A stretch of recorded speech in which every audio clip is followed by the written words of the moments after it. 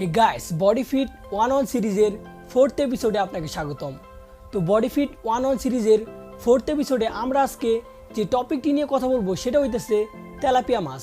Tilapia মাছের উপকারিতা, tilapia মাছের নিউট্রিশন ফ্যাক্ট, ডেইলি আমাদের কতটা পরিমাণ তেলাপিয়া মাছ খাওয়া স্বাস্থ্যকর, এটা ছাড়াও তেলাপিয়া মাছের অল ডিটেলস নিয়ে আজকে ভিডিওতে ডিসকাস করা হবে।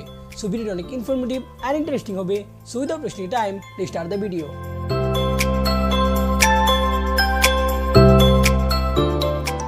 Welcome back everyone, this is ZHJ from ZHJ Fitness. তো গাইস, তেলাপিয়া মাছ, তো তেলাপিয়া মাছ আমাদের বাংলাদেশে প্রচুর পরিমাণে চাষ হয়। শুধু যে আমাদের বাংলাদেশে প্রচুর পরিমাণে চাষ হয় ঠিক তা না, বাংলাদেশ ছাড়াও আরও 135টার মতো দেশে তেলাপিয়া মাছ প্রচুর পরিমাণে চাষ হয়। কারণ তেলাপিয়া মাছের মধ্যে প্রচুর পুষ্টিগুণ রয়েছে, এর মধ্যে প্রচুর পরিমাণে প্রোটিন মজুদ আছে। আর এখানে যে প্রোটিনটা আছে সেটা হচ্ছে লিন প্রোটিন, মানে যেখানে কার্ব অ্যান্ড ফ্যাট না থাকার মতো। সো এখানে শুধু যে আমরা প্রোটিন পাচ্ছি ঠিক তা না, প্রোটিনের পাশাপাশি আমরা এখানে পাচ্ছি ভিটামিন B12, পটাশিয়াম, ফসফরাস এবং আরও অনেক কিছু। তো আমরা তেলাপিয়া মাছ সম্পর্কে হালকা পাতলা জানলাম, এখন আমরা তেলাপিয়া মাছের নিউট্রিশন ফ্যাক্ট সম্পর্কে জানব।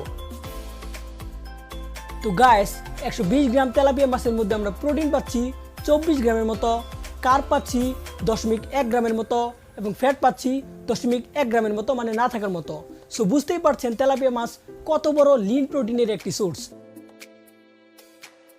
তো গাইস, এখন জানা যাক তেলাপিয়া মাছের উপকারিতা সম্পর্কে। ডেইলি যদি আমরা তেলাপিয়া মাছ খাই তাহলে কি কি উপকারিতা পাবো। তো তেলাপিয়া মাছ আমাদের হার্টকে হেলদি রাখতে অনেক হেল্প করে, ব্রেনকে বুস্ট করতে অনেক হেল্প করে এবং তার সাথে যাদের ডায়াবেটিসের প্রবলেম আছে, ব্লাড প্রেশারের প্রবলেম আছে, তাদের জন্য ফ্রেন্ডলি একটা ফুড হইতেছে এই তেলাপিয়া মাছ। এবং তার সাথে যাদের আর্থ্রাইটিসের প্রবলেম আছে, থাইরয়েডের প্রবলেম আছে, তাদের এই প্রবলেমগুলোকে সলভ করতেও অনেক হেল্প করে এই তেলাপিয়া মাছ। এবং যাদের গোল মাসেল বিল্ডিং, ফ্যাট লস, তাদের এই গোলগুলো অ্যাচিভ করতেও অনেক হেল্প করে এই তেলাপিয়া মাছ। সো অবশ্যই আপনারা ডেইলি ডায়েটে তেলাপিয়া মাছ অ্যাড করতে ভুলবেন না। তো গাইস, এখন জানা যাক ডেইলি আপনি কতটা পরিমাণ তেলাপিয়া মাছ খাবেন এবং কখন খাবেন।